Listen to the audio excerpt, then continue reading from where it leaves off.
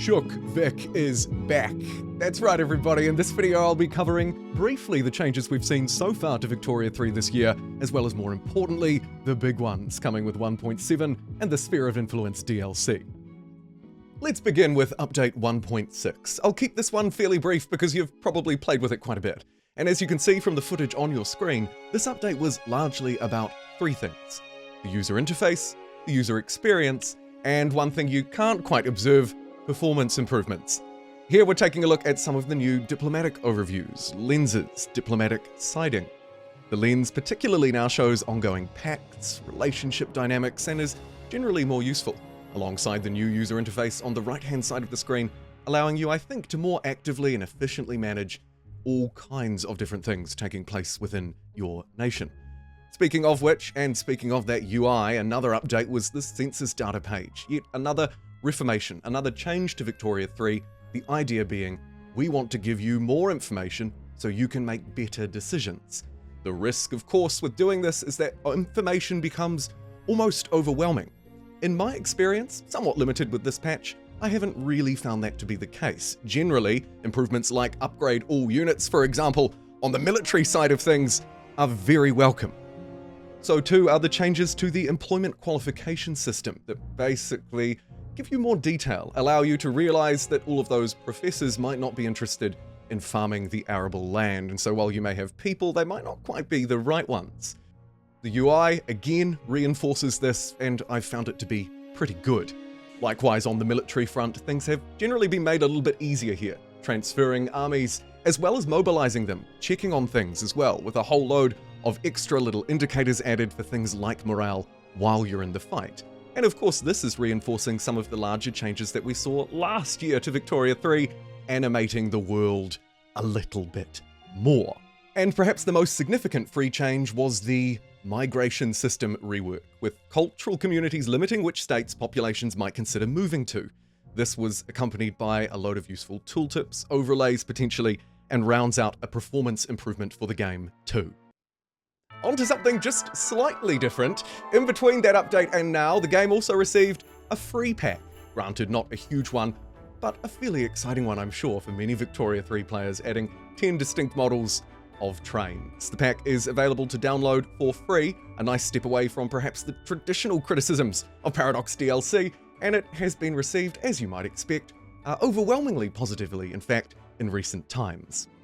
Now, let's jump through to what's coming next within the next month with this slightly gross-looking trailer, if I'm honest.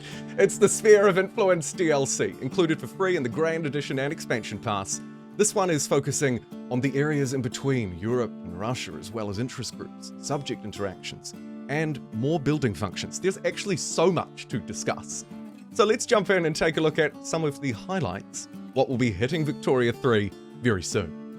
In the Sphere of Influence DLC, power blocks are where we're going to start. You can kind of think of these a little bit like alliances, but rather multinational associations of countries that share a set identity and somewhat flexible principles.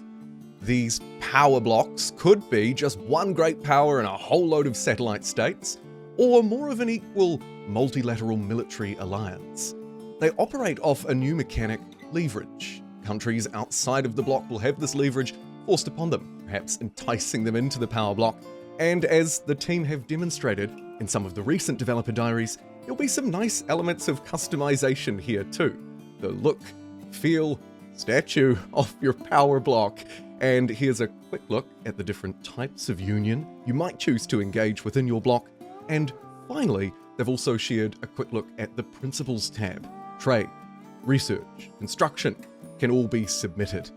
And this, of course, as I just alluded to, is more influenced, perhaps more broadly, by a leverage mechanic. Leverage. So let's take a look at that now too. Why? Well, because as you can see, it's fairly important. Leverage is ultimately determined by things like positive relationships, alliances, and trade. One member must have an active interest in the country, and other factors will play some role here as well. Of course, there's also a broader power play going on, right? Do you have more leverage than another group? If you do, then it'll be the net difference. So if you have 100 and they have 80, then the net impact will be 20. There's a lot of political gaming going on as well. Another mechanic, Cohesion, is used to measure how well countries within a power block fit together. Some things in the game can generate it or drain it, like the principles, for example, that we talked about earlier, whether they provide a benefit or not, actions that some leaders can take, events within the game, that kind of thing. It's displayed and works a little bit similarly to legitimacy, with 5 different brackets, and you might want to think about things like, do I need this minor power in here, or are they actually taking away from the cohesion? And what about that other great power on my border? It looks like a very interesting mechanic interlaced with power struggles. Speaking of those power struggles, interest group lobbies, which we'll refer to as lobbies because the first 2 words are, in my opinion, essentially redundant, are also forming here. They form organically within the game thanks to what they call diplomatic catalysts. For example, a lobby friendly to Great Britain might form after signing an alliance with them, while one hostile to Austria might spring up after being defeated. These lobbies can also be formed through certain in-game events, like they've shown off here with the screenshot, Social Democrats feeling the need to prove their opposition to communism in this case. We know that lobbies will also relate to liberty desire, something I'll get to in a moment, and furthermore, we have a rough idea that 2 lobbies will generally be formed. One, a proponent of closer ties with the overlord. The other, of course, the opposite, opposed to them and devoted to independence. The relative power of the lobbies will, of course, be influenced by how we play, the kind of laws, etc., society that we build. As an overlord within the influence expansion, will also be able to have some indirect influence over it by sponsoring the creation and maintenance of lobbies in other countries. Now back to that liberty desire mechanic, actually included as part of the free update 1.7. The idea here is to impose limits, restrictions on which actions can be taken against an overlord by a subject, and vice versa. It's calculated through a variety of factors, including how intertwined a subject's economy may be with their overlord. And in the example that they share, owing to a relatively high level of liberty desire, Cambodia here is pursuing a strategy of increased autonomy and self-reliance, but will not yet seek its full independence. And alongside things like that economic dependency and other factors, the AI will also take advantage of it, with 4 new strategies being added, including breaking free, increasing their self-reliance, maintaining their autonomy, and finally integrating with the suzerain that wants to be closer with their overlord ally and will loyally comply to all of their glorious wishes.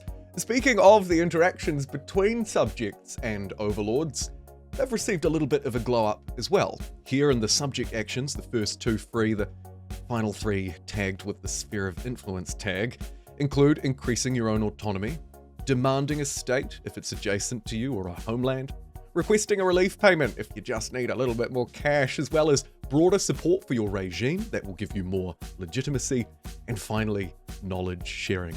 Fairly self-explanatory on that one. Overlords themselves see a suite of new actions coming in 1.7/Sphere of Influence, including increasing and decreasing autonomy. When liberty desire is particularly low, the overlord can force a decrease to their subjects' autonomy without making a diplomatic demand. Granting and the taking of states, a much requested feature. Nice to see this more closely implemented, alongside a variety of other things that you can see on your screen, including granting their own market, reducing or raising payments, appointing a colonial governor, and finally, evangelizing. I would note the final 3 on this list are tagged with Sphere of Influence only yet again. A new diplomatic play has been added, Support Independence, where a country can establish to commit to support another country's subject if they declare independence from their overlord. Once the play is started, any supporters will automatically join the subject's side, and this will also increase their liberty desire too. Alongside that, the improved imposition of laws, something that was added in 1.5, but it was pretty bare bones. In 1.7, we can now directly impose laws on our subjects directly from the Subjects tab, and it's looking fairly clean. Building ownership is also receiving a little bit of an overhaul, and to summarize right at the start, there are now 3 types of ownership: worker-owned, privately owned, and country-owned. The latter perhaps not quite benefiting from the reduced economies of scales and often costing more bureaucracy.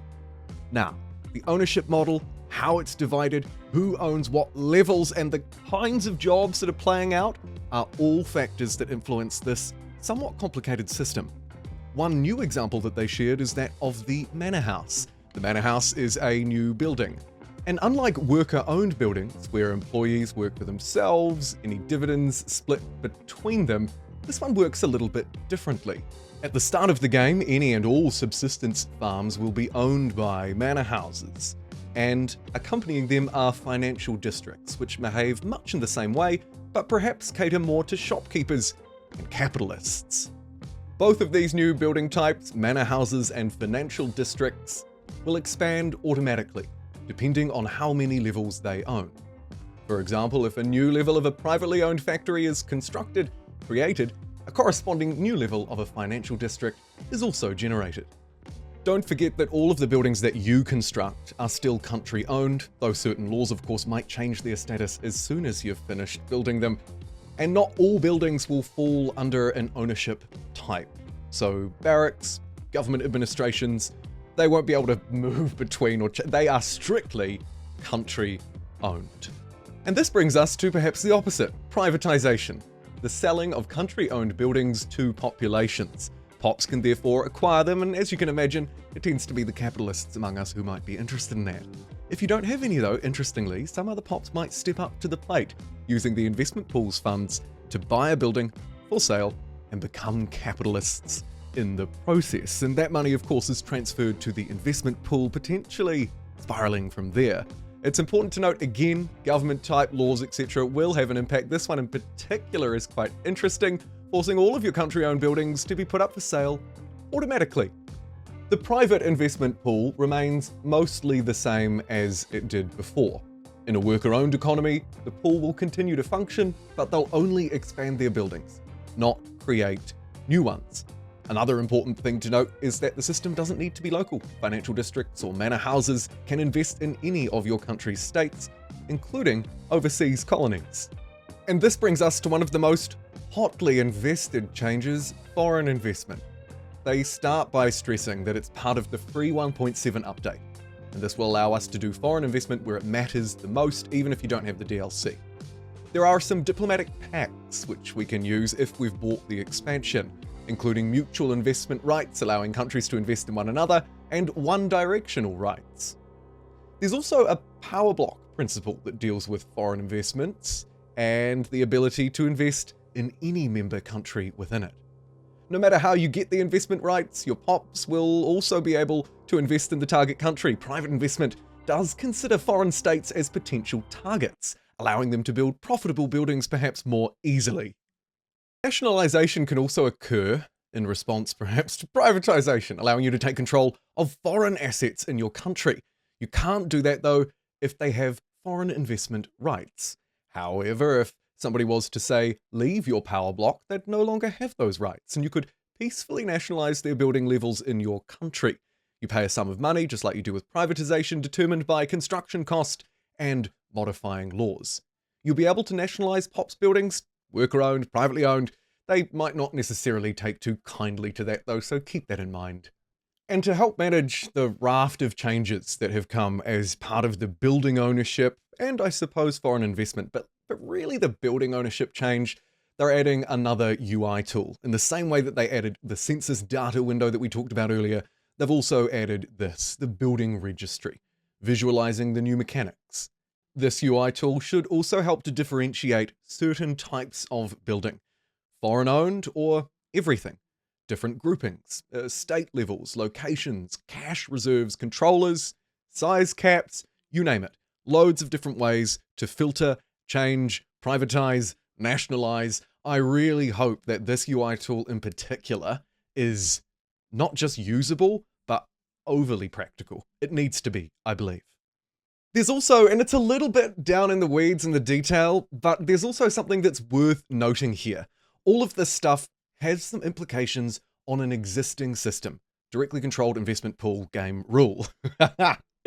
As you can imagine, this complex system of ownership does have some consequences on the tool that they added back in 1.2, a legacy alternative to the new autonomous investment system. They claim it's made it impossible to maintain.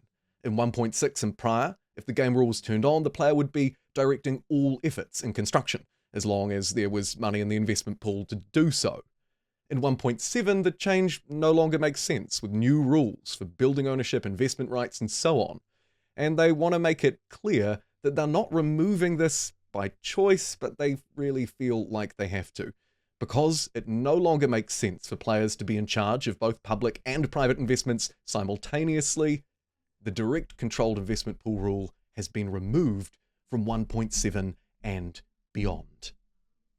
And oh my god, finally!